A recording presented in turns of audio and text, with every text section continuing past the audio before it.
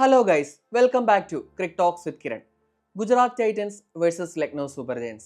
നമുക്കെല്ലാവർക്കും അറിയാവുന്നതുപോലെ ഓൾറെഡി 4 ടീമുകൾ പ്ലേ ഓഫിലേക്ക് ക്വാളിഫൈ ചെയ്ത് കഴിഞ്ഞു.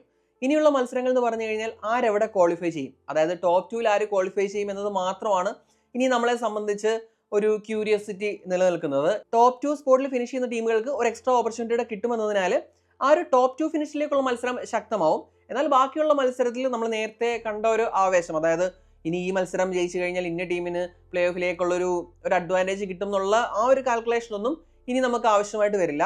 അപ്പോൾ ഇന്നത്തെ മത്സരം എന്ന് പറയുന്നത് ഗുജറാത്ത് ടൈറ്റൻസും ലക്നൗ സൂപ്പർ ജയൻസും തമ്മിലാണ്. LSGയുടെ കാര്യം അറിയാലോ, ഓൾറെഡി പ്ലേ ഓഫിൽ നിന്ന് എലിമിനേറ്റ് ആയി കഴിഞ്ഞു.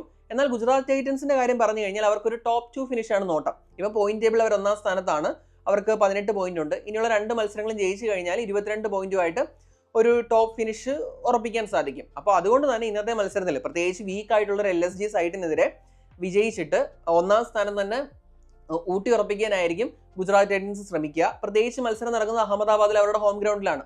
അവർക്ക് നല്ല റെക്കോർഡുള്ള ഗ്രൗണ്ട് കൂടിയാണത്. അപ്പോൾ വിജയത്തിൽ കുറഞ്ഞതൊന്നും തന്നെ ഗുജറാത്ത് ടൈറ്റൻസ് പ്രതീക്ഷിക്കില്ല. ഇനി പ്ലേയേഴ്സിന്റെ ഫോമിലേക്ക് വന്നു കഴിഞ്ഞാൽ അറിയാമല്ലോ, ഗുജറാത്ത് ടൈറ്റൻസിന്റെ ആ ഒരു സ്ട്രെങ്ത് എന്ന് പറയുന്നത് അവരുടെ ടോപ്പ് 3യുടെ പെർഫോമൻസ് ആണ്. ഇപ്പോൾ നമ്മുടെ സായി സുദർശൻ ആയാലും ശുഭ്മാൻ ഗിൽ ആയാലും ഓൾറെഡി 600 റൺസ് സ്കോർ ചെയ്ത് കഴിഞ്ഞു. 1 ഡൗൺ ഇറങ്ങുന്ന ജോസ് ബട്ട്ലറിനാവട്ടെ ഒരു 500+ റൺസ് ഉണ്ട്. അപ്പോൾ അങ്ങനെ നോക്കിക്കഴിഞ്ഞാൽ ഇവരുടെ സ്കോറിങ്ങിന്റെ ഒരു ബൾക്കും സ്കോർ ചെയ്തിരിക്കുന്നത് ഈ ഒരു ടോപ്പ് 3 ആണ്. അത് നമ്മൾ പല വീഡിയോകളിലും ആവർത്തിക്കുന്നതാണ്. അതായത് ഇവരെ തോൽപ്പിക്കണമെങ്കിൽ ഇവരുടെ ടോപ്പ് 3യുടെ വിക്കറ്റ് എളുപ്പം നേടണം. പക്ഷേ ഈ സീസണിൽ ഇതേവരെ അങ്ങനെ അവരുടെ ടോപ്പ് 3 എല്ലാവരും കൂടി ഒരുമിച്ച് ഔട്ടായിട്ട് മിഡിൽ ഓർഡറിനെ എക്സ്പോസ് ചെയ്തിട്ടില്ല. അപ്പോൾ അത് തന്നെയാണ് അവർക്ക് ഇനി എന്തെങ്കിലും ഒരു വറിയിങ് ഫാക്ടർ ഉണ്ടെങ്കിൽ എടുത്തു പറയാനായിട്ടുള്ളത്. കാരണം എന്ന് പറഞ്ഞു കഴിഞ്ഞാൽ പ്ലേ ഓഫിൽ ജോസ് ബട്ട്ലർ കാണില്ല, പകരം കുശാൽ മെൻഡിസ് ആയിരിക്കും ടീമിലേക്ക് വരിക. അപ്പോൾ അവരുടെ ടോപ്പ് 3 എന്ന് പറയുന്നത് ആ ഒരു സ്ട്രെങ്ത് ഒന്ന് ഇടിയും. അതായത് ടോപ്പ് 2 കഴിഞ്ഞു കഴിഞ്ഞാൽ എന്തായാലും ബട്ട്ലറിന്റെ കൺസിസ്റ്റൻസി കുശാൽ മെൻഡിസിന് കിട്ടാൻ ചാൻസ് ഇല്ല. അപ്പോൾ ഇതേ ഒരു എക്സ്പോസ്ഡ് ആവാതിരുന്ന ആ ഒരു മിഡിൽ ഓർഡർ എക്സ്പോസ് ആവാൻ സാധ്യതയുണ്ട്. അത് അവരെ ഒരു പക്ഷേ സാരമായിട്ട് തന്നെ ബാധിച്ചേക്കാം. അതുകൊണ്ട് അതൊരു ഏരിയ ഓഫ് കൺസേൺ ആണ് നമ്മുടെ ഗുജറാത്ത് ടൈറ്റൻസിനെ സംബന്ധിച്ച്. അപ്പോൾ പ്ലേ ഓഫിന് മുന്നോടിയായിട്ട് അവരുടെ മിഡിൽ ഓർഡറിന് ഒരു എക്സ്പോഷർ കിട്ടിയാൽ നന്നായിരിക്കും എന്ന് തന്നെയാണ് എൻ്റെയും അഭിപ്രായം. ഇനിയിപ്പോൾ ആവറേജസ് നോക്കിക്കഴിഞ്ഞാൽ ഈ ഒരു സീസണിൽ ഏറ്റവും ലോവസ്റ്റ് ആവറേജ് ഉള്ളൊരു മിഡിൽ ഓർഡർ ഇവരുടേതാണ്, ഗുജറാത്ത് ടൈറ്റൻസിൻ്റെതാണ്. അത് നമുക്കൊരു കുറ്റമായിട്ട് പറയാൻ സാധിക്കില്ല. കാരണം ഒരു 16-17 ഓവർ വരെ അവരുടെ ടോപ്പ് 3യിൽ ആരെങ്കിലും ഒക്കെ കാണും. അപ്പോൾ അതുകൊണ്ട് ലോവസ്റ്റ് ആവറേജ് എന്ന് പറയുന്നത് നമുക്ക് അവരെ ഒരു കുറ്റമായിട്ട് പറയാൻ സാധിക്കില്ല. കാരണം അവസരം കിട്ടിയാലേ ഒരു ഹൈ ആവറേജിൽ സ്കോർ ചെയ്യാൻ പറ്റും. പക്ഷേ സ്ട്രൈക്ക് റേറ്റ് വൈസ് ഏറ്റവും ബെസ്റ്റ് മിഡിൽ ഓർഡർ ഗുജറാത്ത് ടൈറ്റൻസിൻ്റെതാണെന്നാണ് സത്യം. അവരുടെ മിഡിൽ ഓർഡർ സ്ട്രൈക്ക് ചെയ്യുന്നത് 165.95 എന്ന സ്ട്രൈക്ക് റേറ്റിലാണ്. അത് ഈ സീസണിലെ ബെസ്റ്റ് ആണ്.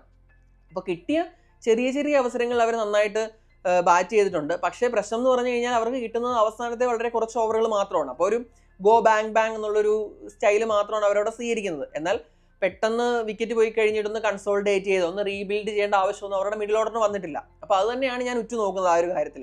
പിന്നീട് ബോളിംഗിലേക്ക് വന്നു കഴിഞ്ഞാൽ അവർക്കൊരു എക്സലന്റ് സീസണാണ്. പ്രസിദ്ധ് കൃഷ്ണ ആയാലും സിറാജ് ആയാലും സായ് കിഷോർ ആയാലും ഒക്കെ നല്ല രീതിയിൽ തന്നെ ബോൾ ചെയ്യുന്നുണ്ട്. ഇപ്പോൾ കഗിസോ റബാദ കഴിഞ്ഞ മത്സരത്തിൽ എക്സ്പെൻസീവ് ആയി. ഇപ്പം നമ്മൾ പക്ഷേ ഒരു ഇന്ത്യൻ പ്ലെയറിനെ കാര്യം നോക്കിക്കഴിഞ്ഞാൽ അർഷദ് ഖാൻ നന്നായിട്ട് ബോൾ ചെയ്യുന്നുണ്ട്.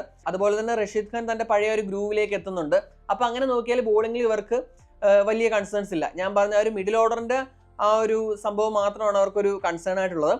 ഇനി LSGയുടെ കാര്യം പറഞ്ഞു കഴിഞ്ഞാൽ അറിയാമല്ലോ, നിരവധി പ്രശ്നങ്ങളുണ്ട്. ഇപ്പോൾ ഇവരുടെ തുടക്കത്തിലെ മത്സരങ്ങളിൽ ഇവർക്ക് ജയിക്കാൻ കാരണമായത് ഒരു ടോപ്പ് 3 ആണ്. ഇപ്പോൾ കഴിഞ്ഞ മത്സരത്തിൽ അവർ വീണ്ടും ആ ഒരു ഫോമിലേക്ക് തിരിച്ചെത്തിയെങ്കിലും മിഡിൽ ഓർഡറിന് ആ ഒരു രീതിയിൽ ആ ഒരു കിട്ടിയ സ്റ്റാർട്ട് കൺവേർട്ട് ചെയ്യാൻ കഴിഞ്ഞില്ല. അതിൽ ഏറ്റവും പ്രധാനമായിട്ട് എടുത്തു പറയേണ്ടത് ഋഷഭ് പന്താണ്.